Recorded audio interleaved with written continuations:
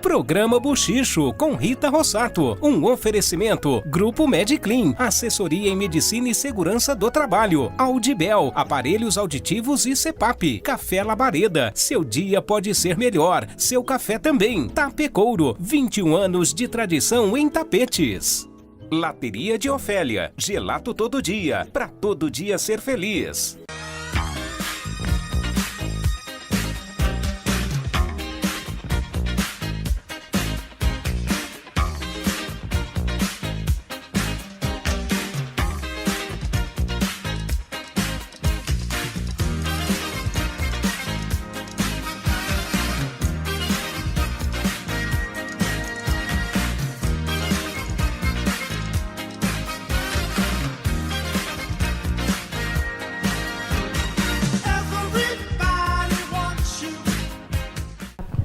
Começando mais um Bochicho, e hoje direto aqui da Audibel, e eu tenho o prazer de falar com o Dr. Henrique, fonoaudiólogo. Tudo bom, Dr. Henrique? Tudo bem, é um prazer estar aqui. O prazer é meu de estar falando aqui com você.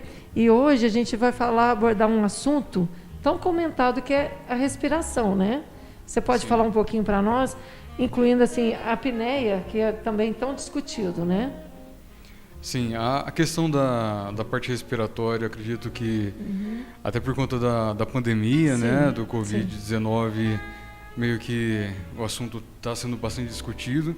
A questão da apneia acaba sendo uma obstrução respiratória que acaba afetando o sono, né? E é muito comum hoje, né? As pessoas, a maioria procura por isso, né? O ronco, tudo isso, a ligação com a apneia.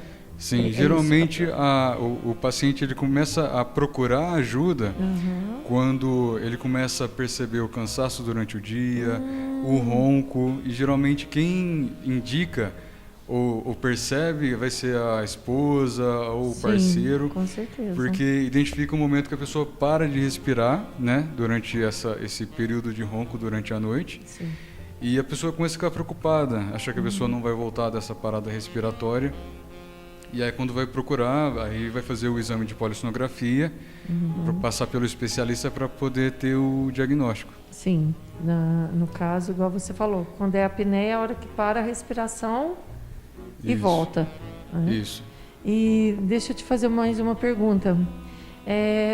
O que causa, né, essa apneia? Apneia, eu falo assim também do ronco. Tem alguma coisa ligada à obesidade, alguma... Não sei, porque a gente já ouviu tanta coisa, né? Não sei, estou te perguntando para eu também ficar sabendo dessa... É assim, geralmente vai ter uma relação com o peso, de fato, mas a maior parte das vezes vai ser mais um fator anatômico. Então, a apneia ela acontece ali na região da parede da faringe, o palato mole. A estrutura ela fecha durante a noite, onde tem a obstrução, e essa obstrução tem uma duração de tempo. Às vezes dura 12 segundos, pode chegar até quase 1 minuto, que a pessoa fica sem respirar. Olha! E nisso acontece várias vezes durante a noite. Entendi. Então, por exemplo, um paciente com uma apneia moderada ou grave, ele pode passar ali de 30 paradas respiratórias por hora, numa apneia grave, né? Então, geralmente ela acontece nessa região, na parede da faringe, palato mole. E o peso, o que acontece? Quando a gente está acima do peso, tudo no nosso corpo acaba... Tudo fica ruim, né? Ganhando um pouco de massa, né? Sim. E acaba influenciando um pouco. Então, assim, se a pessoa ela teria a predisposição, né? Ela tem anatomicamente... Essa região já é um pouco mais estreita e daria para ela já a apneia. Se ela tiver um pouco mais acima do peso, às vezes esse 30 eventos por hora que ela teria pode ser 40, 50 eventos. Então, se ela está acima do peso, ela perde peso, possivelmente se ela faz um novo exame, pode reduzir Olha que bacana. o índice de apneia dela. Sim. Então, a questão da apneia e o ronco, não tem uma relação direta. Entendi. Às vezes a pessoa ela pode roncar, mas não ter apneia.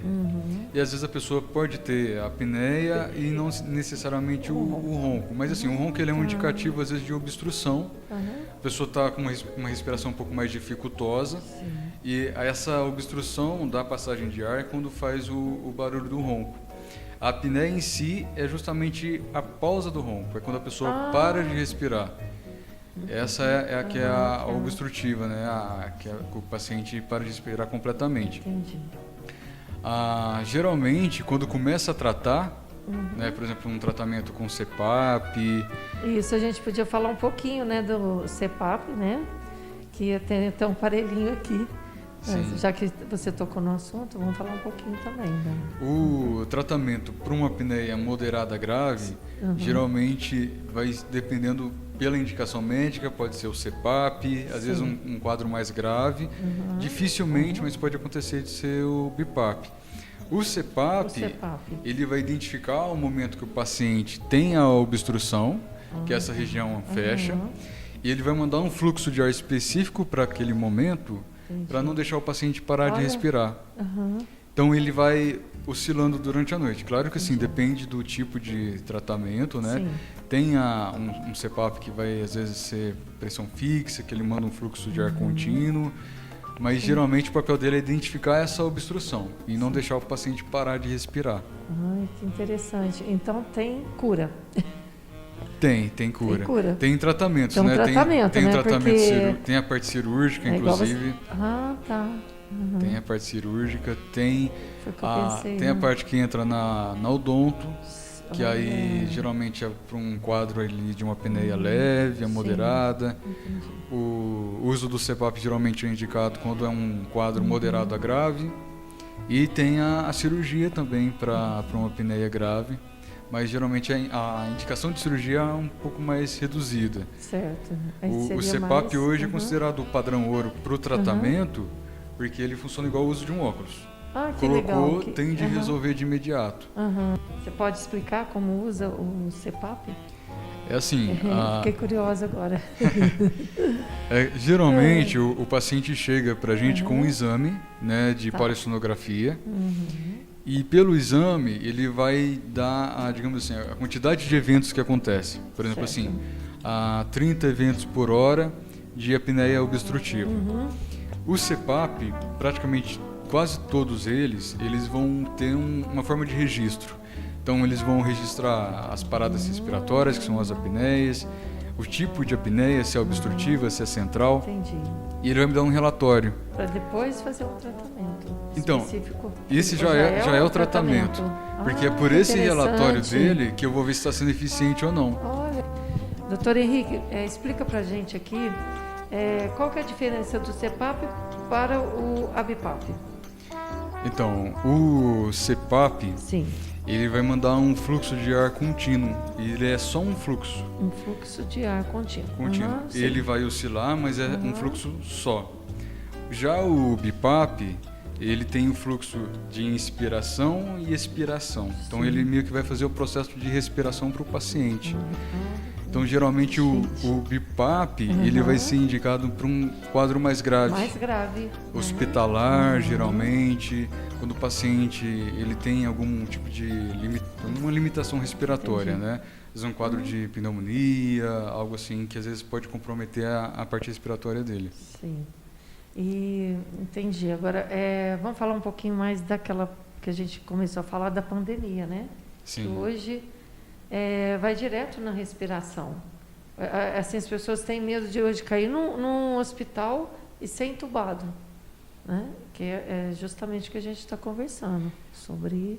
A questão do COVID, a diferença é justamente essa questão. Por exemplo, assim, o ventilador, que é o que vai ser usado para um paciente com um quadro grave de COVID, desaturando muito, que é perdendo bastante oxigenação no sangue.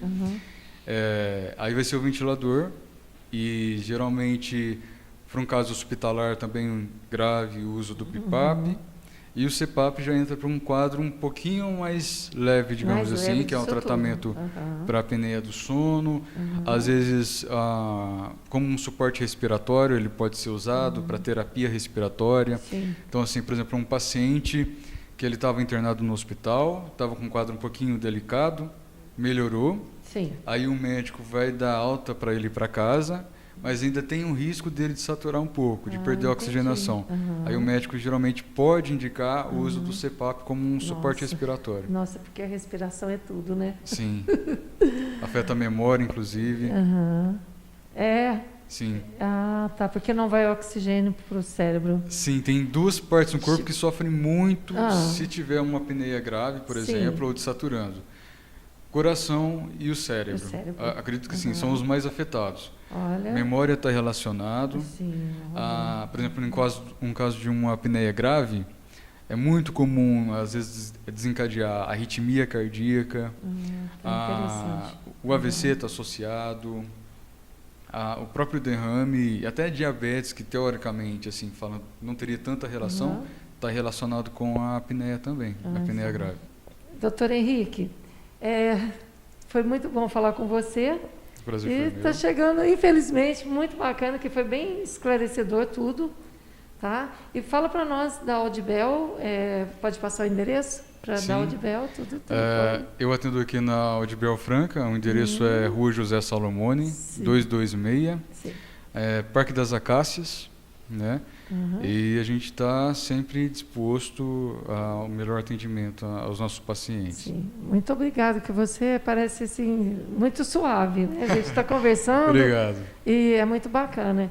E eu sei que hoje muita gente procura, você falou do ronco, a apneia, isso aí é um assunto hoje muito abordado, né? Sim. Então a Audibel está aqui para isso. E o Bochicho vai para um pequeno intervalo e volta já.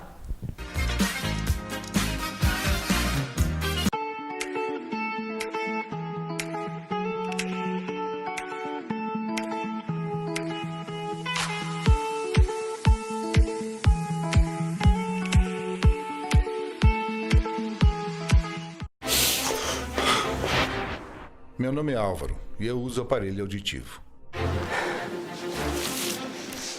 Meu nome é Amanda e eu uso aparelho auditivo.